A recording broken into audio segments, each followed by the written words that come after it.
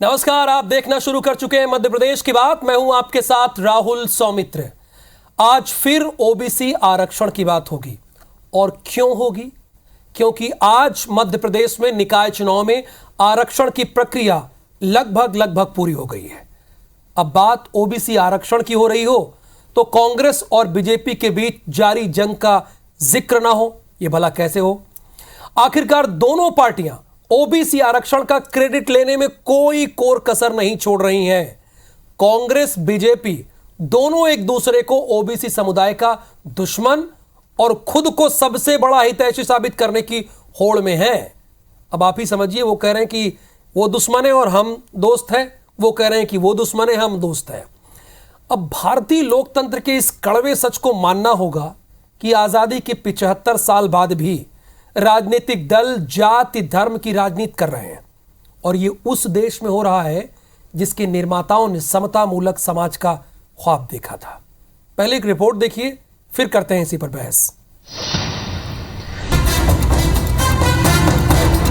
निकाय और पंचायत चुनाव के लिए भोपाल, जबलपुर, इंदौर, ग्वालियर में आरक्षण की तस्वीर साफ हो गई है। प्रशासन ने सुप्रीम कोर्ट के आदेशों को ध्यान में रखते हुए सूची तैयार की है। इसमें इस बात का ध्यान रखा गया है कि कुल आरक्षण 50% के ऊपर न होने पाए। हालांकि बीजेपी और कांग्रेस आरक्षण की तस्वीर साफ होने से पहले ही 23 के सेमीफाइनल में अपनी ताकत का आकलन करने में जुट गई है। बीजेपी और कांग्रेस दोनों पंचायत और निकाय चुनाव को 2023 में होने वाले विधानसभा चुनाव को लिटमस टेस्ट के तौर पर देख रहे हैं। सत्तारूढ़ बीजेपी ने चुनाव संचालन और चुनाव प्रबंधन समिति की बैठक कर चुनावी तैयारी शुरू कर दी है। हम तो सदैव जीवंत संगठन के भांति चुनाव के लिए तैयार हैं।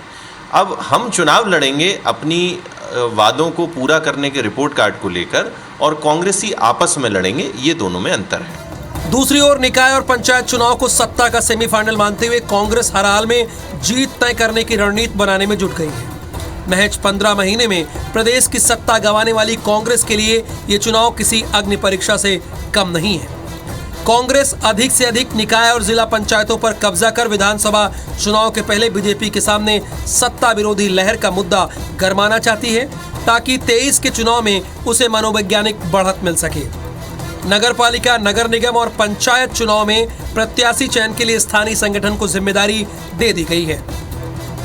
निश्चित रूप से बहुत गलत प्रक्रिया का पालन किया गया है।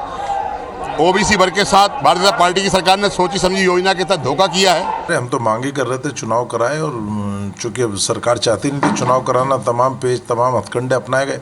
अब चूंकि सुप्रीम कोर्ट के निर्देश के बाद चुनाव का रास्ता साफ हो गया, हमारी तैयारी, हमने इसको लेकर प्रभारी बना दिए, पर्यवेक्षक बनाने, सर्वे का काम जारी।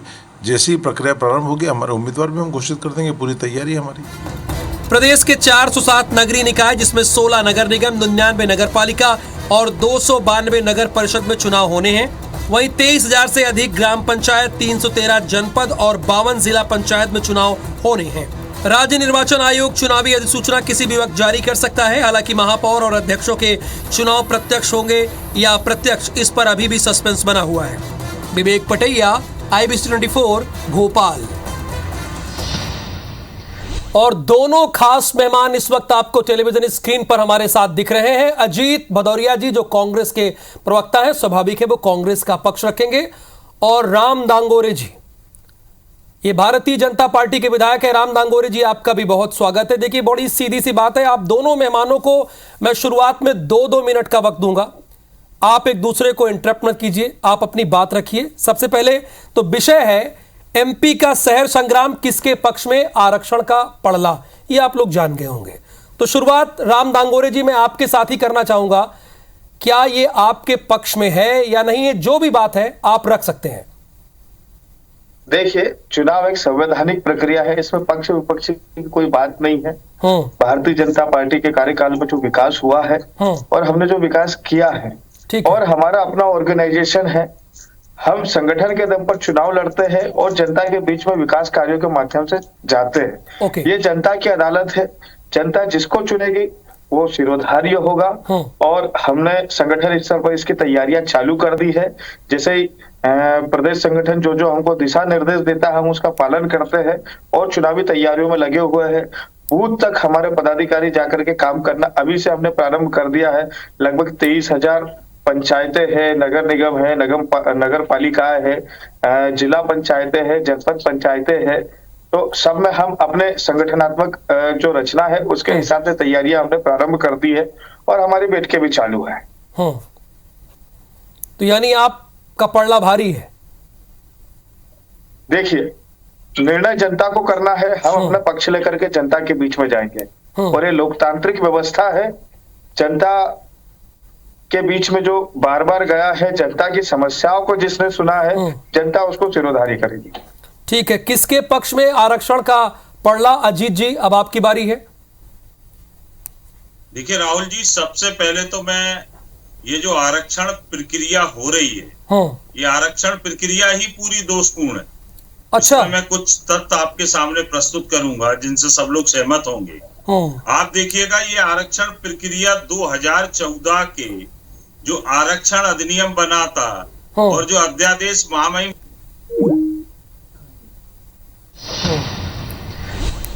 चलिए राम जी, देखिए यहां पर अजीत जी साफ तौर पर ये कह रहे हैं कि ये आरक्षण की जो प्रक्रिया है वही दोषपूर्ण है। दोषपूर्ण कैसे है? देखिए, हाँ, चुनाव जो सबसे पहले लेट हुए, किसके कार्यकाल में लेट हुए? उस समय तत्कालीन सरकार कांग्रेस की थी। इन्होंने देरी से चुनाव क्यों कराए? हमारे टाइम पे तो कोरोना आ गया था, फर्स्ट लहर सेकेंड लहर हमने फाइट करी है, जनता की सेवा में लगे हुए थे, अस्पतालों में नेता लोग दौड़ रहे थे और कोरोना काल के कारण इलेक्शंस नहीं हो पाए। जैसे ही कोरोना का टाइम पीरियड निकला, उसके बाद भारतीय जनता पार्टी और प्रदेश सरकार खुद न्यायालय की चौखट पर गई है ओबीसी को 27% आरक्षण दिलाने के लिए, लेकिन माननीय सुप्रीम कोर्ट ने 14% आरक्षण उनको दिया, लेकिन फिर भी हमारी पार्टी 27% से ज्यादा आरक्षण ओबीसी वर्ग को दे करके चुनाव में हमारे प्रतिभागियों को मैदान में उतारे। चलिए, ये तो बीजेपी की बात हुई। अजीत जी, आप अपनी बात पूरी कीजिए। प्रक्रिया 2014 के अधिनियम के तहत हो रही है, वो अधिनियम महामहिम राज्यपाल द्वारा वापस कर दिया गया। अब जो भारतीय जनता पार्टी ने एक अपना नया पिछड़ा वर्ग आयोग बना के सब्स्टिट्यूट में एक अलग आयोग बना दिया और उसकी रिपोर्ट सार्वजनिक हुई नहीं है। उस आयोग की रिपोर्ट के आधार पर यह आरक्षण प्रक्रिया की गई है। अब इस आरक्षण प्रक्रिया की राहुल जी, मैं आपके माध्यम से हकीकत प्रस्तुत करना चाहता हूं, कुछ आंकड़े देके। मौका है। हमारे भारतीय जनता पार्टी के मित्र कह रहे हैं कि 27% आरक्षण दिया और उसको 14% रह गया। ओबीसी के साथ छलावा किया है। मैं बता देता हूं कुछ आंकड़ों के साथ। भोपाल में नगर निगम के 85 वार्ड हैं राहुल जी, जिनमें 2 एसटी, 12 एससी और 23 वार्ड ओबीसी के लिए आरक्षित हुए। कुल वार्ड हो गए 37। अगर 37 वार्ड आरक्षित हुए हैं और कुल वार्डों की संख्या 85 है और अगर 50% आरक्षण होना था तो वार्डों की आरक्षित वार्डों की संख्या 42% होना थी। पहली चीज। अब आप आ जाइए दूसरी चीज कि आपको एक छोटा सा उदाहरण मैं और दूंगा जो हमारे मित्र ने कमलनाथ जी की सरकार पे आरोप लगाया कि आप देखिएगा, एक शिवपुरी नगर पालिका है जिसमें 39 वार्ड है। आदरणीय कमलनाथ जी की सरकार में 2020 में जब वहां आरक्षण प्रक्रिया हुई थी, उनमें 39 वार्डों में से 10 वार्ड ओबीसी के लिए आरक्षित हुए थे और आज शिवराज सिंह ने आरक्षण करा तो वार्डों की संख्या घट के 4 रह गई। 4 ये स्थिति है हकीकत ओबीसी के साथ छलावे की। चलिए, कोई बात नहीं, पानी पी लीजिए, बात पूरी कीजिए। राहुल जी, यही हकीकत है। ओबीसी के साथ भारतीय जनता पार्टी ने जो छलावा किया है, उनको जो आंकड़े प्रस्तुत ट्रिपल टेस्ट की हकीकत। राम दंगोरे जी, क्या आपने ओबीसी वर्ग के साथ छलावा किया है? अजीत जी बोल रहे हैं। छलावा ये छलावे की बात कर रहे हैं अजीत जी। जब अरुण यादव जी के पिताजी सुभाष यादव जी विधायक दल की उसमें सर्वसम्मति से मुख्यमंत्री चुने गए थे, तो एक ओबीसी के नेता सुभाष यादव जी को हटा करके इनने दिग्गी राजा को मुख्यमंत्री बना दिया था। ये कभी ओबीसी का मुख्यमंत्री नहीं रह पाया। जो लीगली विधायक दल की बैठक में चुना गया नेता हो, उसको ही मुख्यमंत्री पद से इन्होंने हटा दिया, बनने तक नहीं दिया। तो ओबीसी वर्ग के साथ में छलावा कौन कर रहा है? दूध का दूध, पानी का पानी ये है। हमने तो 3 मुख्यमंत्री दे दिए भैया ओबीसी के, और ओबीसी वर्ग के लिए लड़ाई लड़ाई हमने। अब ये कह रहे कौन सा ओबीसी आयोग बना दिया इन्होंने, तो क्या ओबीसी वर्ग के लिए हम आयोग भी नहीं बनाए? ये कहते कागज सार्वजनिक नहीं करे इन्होंने। अरे भैया, आरटीआई जैसा हथियार इतना बड़ा अन्ना हजारे जी ने दिया है, आप पढ़े लिखे व्यक्ति हो, लगाइए आरटीआई। आपको कैसे जानकारी नहीं मिलती है? कुल मिलाकर के गुमराह करने का काम ये आज तारीख तक कर रहे हैं, ये आज तारीख तक कर रहे हैं। इनकी जब सरकार थी, इन्होंने वकील क्यों नहीं खड़ा करा न्यायालय में? इनका वकील वहां पेशियों पर ही नहीं जाता था, इनका सॉलिसिटर नहीं जाता था वहां पे। तो ओबीसी वर्ग के साथ में वास्तविक रूप से छलावा ये लोग कर रहे हैं। न्यायालय ने 14% आरक्षण दिया, हम दंदारी से कह रहे 27% से ज्यादा आरक्षण देंगे। ये उस पर जवाब दीजिए, इन्होंने इनका वकील क्यों नहीं खड़ा किया न्यायालय में जब इनकी सरकार थी? इनको जवाब देना चाहिए कि इन्होंने ओबीसी वर्ग का आयोग का गठन क्यों नहीं करा। इनको जवाब देना चाहिए इन्होंने ओबीसी को मुख्यमंत्री क्यों नहीं बनने दिया। छलावा तो ये लोग कर रहे हैं ओबीसी वर्ग के साथ में, और यहाँ पर हम पर आरोप लगाने का काम कर रहे हैं। एक्चुअल में इनके पास में कोई काम नहीं बचा है, और ये कुल मिला करके आते हैं, आरोप लगाते हैं और चले जाते हैं। देखिए, इनको रटी रटाई स्क्रिप्ट पकड़ा दी गई है भारतीय जनता पार्टी के लोगों को। हमारे पास में जानकारी अजीत जी, इसलिए बोल रहे हैं हम, राम जी पहले अपनी बात नहीं कर रहे हम लोग। ये रटी रटाई बात है, पूरी कांग्रेस जानती है कि आपने ओबीसी के नेता को मुख्यमंत्री नहीं बनने दिया। ये मैं भी जानता हूँ और ये आप भी जानते हैं। आपने आपका वकील खड़ा नहीं करा, ये मैं भी जानता हूँ, ये आप भी जानते हैं। आपने ओबीसी वर्ग के लिए क्यों आयोग का गठन नहीं किया? अन्ना हजारे आरटीआई का अधिकार किसने दिया था? आप तो विधायक है, संवैधानिक पद पर बैठे, आपको ये भी जानकारी नहीं है किस सरकार में आरटीआई? अरे कोई बात नहीं अजीत जी, आपस में मत बहसिए। देखिए, विषय तो यही है कि किससे पक्ष में आरक्षण का पड़ रहा। अपनी बात रखिए, अपनी पार्टी की बात रखिए। अब वो जनता देख रही है, जनता की अदालत में सब कुछ होगा तय ना। अजीत जी, मैंने तथ्य प्रस्तुत करे, जहाँ 2020 में आरक्षण हुआ, शिवपुरी में 39 वार्डों में से 10 वार्ड ओबीसी के लिए आरक्षित थे। आज 2022 में आरक्षण हो रहा है, वो 10 वार्ड घट के 4 वार्ड बचे। तो आप ये कहना चाह रहे हैं अजीत जी, सुनिए ना, अब ये 2 मिनट आपको वक्त दिया, अब बात कर लेते हैं ना हम दोनों लोग आपस में। तो आप ये कहना चाह रहे हैं जो आरक्षण इस बार हुआ है उसमें ओबीसी का कोटा और सीट घट गई, ये आप कह रहे हैं? बिल्कुल घट गई। तो किसकी वजह से? अब बोलिए, पूरी बात मत कीजिए, सवाल का जवाब दीजिए। की सरकार की वजह से। कैसे? पिछड़ा वर्ग कल्याण आयोग एक और नया बना दिया, उसकी रिपोर्ट को आधार माना है, उसकी रिपोर्ट को सार्वजनिक किया नहीं है, उसकी रिपोर्ट के आधार पे इन्होंने आरक्षण करवाया है। जब आरक्षण हो रहा है, अब राम दंगोरे जी से लेते हैं इसका जवाब। देखिए राम जी, ये साफ तौर पर कह रहे हैं कि ओबीसी की सीटें निकायों में घटी है, जो आज की प्रक्रिया सामने आई है, और उसका गुनाहगार आपको बता रहे हैं साफ तौर पर। देखिए, इसके पहले भी इन्होंने आरोप लगाया था, अब भी लगा रहे हैं, और इसके बाद में और मौका मिलेगा तो ये और आरोप लगाएंगे। नहीं, बीच में इंटरप्ट नहीं करेंगे, आप बोलिए सर, प्लीज सुनिए, एक दूसरे की बात। गवर्नमेंट थी, अजीत जी बोलने दीजिए, जब कांग्रेस की गवर्नमेंट थी तो आरक्षण प्रक्रिया करने वाले अधिकारी वही थे कि नहीं थे? आज बीजेपी की सरकार है, आरक्षण प्रक्रिया करने वाले अधिकारी वही है ना जो आपकी सरकार में थे। तो कोई हम लोग तो करते नहीं है, ये शासकीय अधिकारी करते हैं। और फिर कहां सीटें कम हो गई भैया? तुमको जिस चीज से पार्षद का चुनाव लड़ना होगा वो सीट आरोप लगाने लग गए। भैया, शासकीय अधिकारी, एसडीएम, तहसीलदार, आईएएस लेवल के अधिकारी, पीएस लेवल के अधिकारी आरक्षण की प्रक्रिया को पूरी करते हैं, जो आपकी सरकार में भी थे और हमारी सरकार में भी है।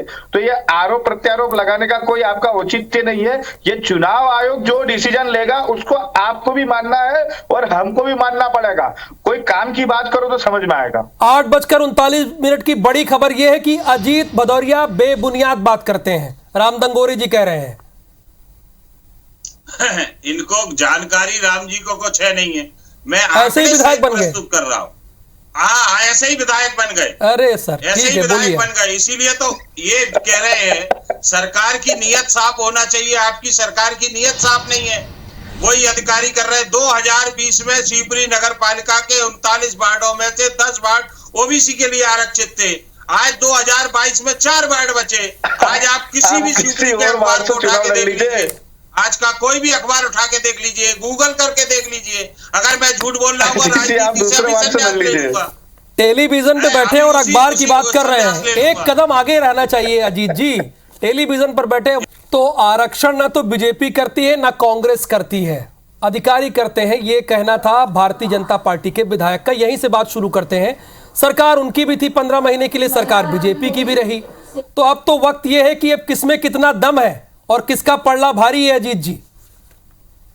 देखिए, सबसे पहले मैं आपके माध्यम से ये दैनिक भास्कर की वो दिखाऊंगा कि 2020 में 10 मध्य प्रदेश छत्तीसगढ़ के नंबर 1 न्यूज चैनल पे है और किसी अखबार का जिक्र कर रहे हैं। कांग्रेस एक बहुत बड़ी पार्टी है, आप अपनी लाइन बोलिए ना, किसी अखबार की बजाय अपनी लाइन बोलिए, पूरा मौका दिया जाएगा सर। आप मेरी बात सुनिए। हाँ बताइए। प्रूफ दे रहा हूं ना आपको, मेरे लिए आप ही प्रूफ है। अजीत भदौरिया माने प्रूफ मेरे लिए नहीं। ये चीज को राहुल जी, हाँ, ये बिना तथ्यात्मक भारतीय जनता पार्टी के लोग बैठ के बात करते हैं, इनको यही नहीं पता। अरे सरकार जो गाइडलाइन बनाती है उसके आधार पे आरक्षण होता है। सरकार की मंशा ही नहीं थी आरक्षण ओबीसी को देने की, इसलिए 10 में से 4 सीटें बची है, 6 सीटें घट गई हैं। अब सरकार की मंशा होती, शिवराज सिंह खुद तो ओबीसी के नाम पे मुख्यमंत्री बने बैठे 16-17 साल से, बाकी किस ओबीसी का भला किया उन्होंने बता दे भारतीय जनता पार्टी के मित्र। ओबीसी वर्ग के लिए क्या किया है? ओबीसी वर्ग के लिए अगर कुछ किया है तो कमलनाथ जी ने किया, आदरणीय ने। उन्होंने 27% आरक्षण दिया, उससे ओबीसी वर्ग के लिए आरक्षण की पुनः बात उठी है और इसको बिल्कुल बदनीयती के साथ शिवराज सिंह जी की सरकार ने इसका जवाब ध्यान से सुनिएगा, इसका जवाब राम दंगोरी जी देंगे। कुछ नहीं किया है आप लोगों ने, ये कांग्रेस का कहना है ओबीसी के लिए। ये जो अजीत जी है, इनका ये कहना है कि कमलनाथ जी ने 27% आरक्षण दिया, तो कमलनाथ जी संविधान से बड़े हो गए क्या इस देश के, या वो अपने आप में सुप्रीम कोर्ट हो गए? ये सुप्रीम कोर्ट होंगे आप कांग्रेसियों के लिए, ये सुप्रीम कोर्ट होंगे आपके नेताओं के लिए। इस देश का संचालन इस देश के संविधान से होता है। 27% आरक्षण संविधान के अनुसार मिलेगा, जैसे भारतीय जनता पार्टी की सरकार तरीके से न्यायालयीन तरीके से गई थी। ये आपने आरक्षण नहीं दिया अब क्या? और माननीय सर्वोच्च न्यायालय ने जो आदेश करा हम उसका पालन करते हैं। हम अपने स्तर पर 27% से ज्यादा आरक्षण दे रहे हैं, इसलिए किसी नेता को बड़ा बनाने की आवश्यकता नहीं है। जो संवैधानिक अधिकार है, जो संविधान करेगा उसका पालन आपको भी करना है, हमको भी करना है। आपके कमलनाथ जी उससे बड़े नहीं है, उनको आप संभालिए कि वो भी जो है कुछ अच्छा करे ओबीसी वर्ग के पक्ष में। और आपके कमलनाथ जी ने क्या कर दिया आप ही बताइए, नहीं तो हम तो गिनाने के लिए बैठे कि हमारी सरकार ने क्या करा है। और ये बात फिर रिपीट कर रहा हूं कि आपके कमलनाथ जी यहाँ के न्यायालय से और इस देश के संविधान से बड़े नहीं है। जो संविधान करेगा उसी का पालन इस देश में किया जाएगा। अजीत जी, जवाब अजीत जी। देखिए राहुल जी, साफ तौर पर कमलनाथ जी ने, ये उसी विधानसभा के सदस्य हैं जिस विधानसभा में उन्होंने पारित किया था, कैबिनेट में पारित किया आदरणीय कमलनाथ जी ने 27% आरक्षण। फिर इन्होंने सरकार गिरा दी, इन्होंने देखा ओबीसी वर्ग का भला होने जा रहा है। शिवराज सिंह जी को लगा कि ओबीसी का नया नेतृत्व निकल के आएगा, भारतीय जनता पार्टी में से भी निकल के आएगा। ओबीसी के नाम पे अपना आधिपत्य 17-18 साल से कुर्सी पे जमाए हुए हैं शिवराज सिंह जी। भारतीय जनता पार्टी के किसी नेता को आगे आने नहीं देना चाह रहे, सांप जैसी कुंडली मार के बैठे हुए हैं वो मुख्यमंत्री की कुर्सी पे। जो भी मुख्यमंत्री का दावेदार बन के आता है उसको बर्फ में लगा देते हैं, तो इसलिए उनको लगा उन्होंने फिर व्यक्तिगत टिप्पणी अजीत जी। अगर सरकार कौन मुख्यमंत्री बने कौन न बने, इससे बजाय आज के विषय पर है ना। देखिए मैं ओबीसी पे ही आ रहा हूँ। ओबीसी वर्ग का भला नहीं चाहते शिवराज सिंह जी, स्वयं ओबीसी के नाम पे बैठे हुए। वो तो डंके की चोट पे कह रहे हैं कि हम काम गिनवाने के लिए बैठे हैं। चलिए आप गिनवाइए, हम गिनवाएंगे। वो तो डंके की चोट पे अभी कह रहे थे थोड़ी देर पहले। कोई नहीं, एक काम गिना दे कि ओबीसी वर्ग के लिए ये किया शिवराज सिंह जी ने। मैं अभी चैलेंज करता हूँ इनको, कोई काम नहीं किया। जो बात कर रहे हैं आप, वो 27% आरक्षण की बात आदरणीय कमलनाथ जी के नेतृत्व में कैबिनेट से पास हुई, विधानसभा में पास हुई, तो घबरा के शिवराज सिंह जी ने उसको सरकार गिरा दी। नहीं तो हम 27%, आपको प्रमाण दिखा रहा हूँ। 2020 में आरक्षण हुआ तो वहां 10 सीटें थी ओबीसी वर्ग के लिए आरक्षित। आज आरक्षण हो रहा है 4 सीटें बची है, 6 सीटें चली गई हैं, सामान्य हो गई हैं। तो ये चीजें साफ है, प्रमाण है। कैसे बताऊं, कैसे कहूं? जो सुनना ही नहीं चाहता, जो झूठ झूठ पे जिसकी पूरी सियासत टिकी हुई है। अरे वो तो कितने धैर्य से सुन रहे हैं, जवाब उन्हीं से ले लेते हैं। वो तो धैर्य से आपकी बात सुन रहे हैं। बड़ी अच्छी बहस चल रही है। राम जी जवाब दीजिए इसका। ये पहले अपना ओबीसी का मुख्यमंत्री तो दे देते। ओबीसी के लिए कोई कल्याण आयोग का गठन तो कर देते। ये कह रहे किसी को आगे नहीं आने दिया। ये मैं आदिवासी समुदाय से बैठा हुआ विधायक हूं आपके सामने, एक शासकीय कर्मचारी का लड़का हूं मैं, राजनीति से कोई लेना देना नहीं है। ये मुझे उठा करके कहां से कहां पार्टी ने और जनता ने बैठा करके रखा। हमारी पार्टी में सबको मौका मिलता है, केडर बेस्ड ऑर्गेनाइजेशन है। आपके यहाँ परिवारवाद चलता, चूंकि आपने विषय छेड़ा इसलिए मैं ओबीसी से हट करके भी आ रहा हूं मैं। आपकी पार्टी में सिर्फ गांधी नाम का एक सिंबल है और आप उसी के भरोसे चलते हैं। ओबीसी वर्ग के लिए जितना भारतीय जनता पार्टी ने करा है, आपके यहाँ आरक्षण के लिए सिर्फ गांधी नाम है। अजीत जी इसका जवाब। देखिए, इनको तो कोई जानकारी राम जी को है नहीं। आप IIT IIM में ओबीसी वर्ग के लिए कसम ही खाली है कि मैं तो नादान हूं, नालायक हूं, तो आप यही समझ लीजिए। फिर आप बहस क्यों कर रहे हैं? मेरी बातों का जवाब क्यों दे रहे हैं आप? गैर तथ्यात्मक बात मत करिए। आदरणीय अर्जुन सिंह जी HRD मिनिस्टर थे, उन्होंने IIT IIM में सीटों का आरक्षण ओबीसी वर्ग के लिए आदरणीय अर्जुन सिंह जी ने दिया, आदरणीय दिग्विजय सिंह जी ने दिया जब मुख्यमंत्री थे 10 साल, और कमलनाथ जी ने तो 27% आरक्षण देने का काम। Final comment Ram ji, final comment. तो आज 10 सीटों से बढ़ के सीटें 15-17 होती 39 में से ओबीसी वर्ग के लिए। Ram ji final comment. इनकी बदनीयती है शिवराज सिंह जी की, उसको इन्होंने करने ही नहीं दिया क्रियान्वयन। बिल्कुल साफ तौर पे आंकड़े बोल रहे हैं, सब कुछ है। अब आप देख के जैसे बिल्ली कबूतर के सामने आ जाती है, बिल्ली कबूतर के सामने आ जाती है, कबूतर गांधी सरनेम के पिंजरे से बाहर आ जाइए। तो आप ओबीसी वर्ग इनको चुनाव में सबक सिखाने के लिए तैयार बैठा है। राहुल जी आप देखिएगा कि ये इनकी इतनी बुरी दुर्गति होगी शिवराज सिंह जी की कि इनको समझ में आ जाएगा कि हर वर्ग के साथ छलावा। फिलहाल मध्य प्रदेश की बात में आज के लिए बस इतना ही। अजीत जी आपका भी बहुत धन्यवाद, मध्य प्रदेश की जनता का भी, और राम दंगोरे जी आपका भी बहुत धन्यवाद। नमस्कार।